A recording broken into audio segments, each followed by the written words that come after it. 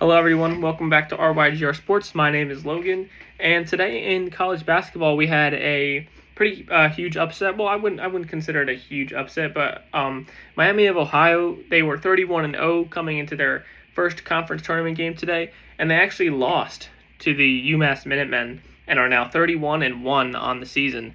So I know a lot of people before this game were kind of debating whether they should be in the March Madness bracket or kind of debating whether they deserved it. Obviously, I do think they deserved a spot if they finished their season undefeated, and I even think they deserved a spot if they made it to their conference championship, even if they lost. Now, losing this game in the first round, it puts them kind of in a tricky situation because now they kind of go from pretty much in the tournament to you're kind of on the bubble and maybe the last four in.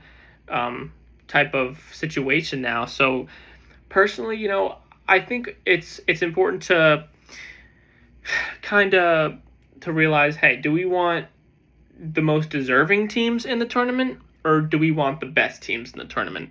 If your answer is you want the most deserving teams in the tournament, then yes, absolutely this team at 31-1 should make it into this bracket solely based because they finished 31-1. And that's, we haven't seen that in such a long time. So if you're going off if they deserve it or not, yes, they should be in.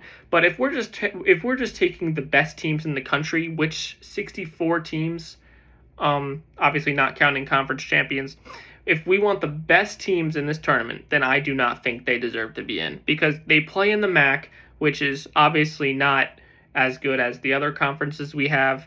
And, I think a lot of teams on the bubble of getting in will definitely beat them. So we'll see what the committee does next Sunday. Me personally, I think they squeak into the last four teams in. I think they give them a shot just because of their fantastic season.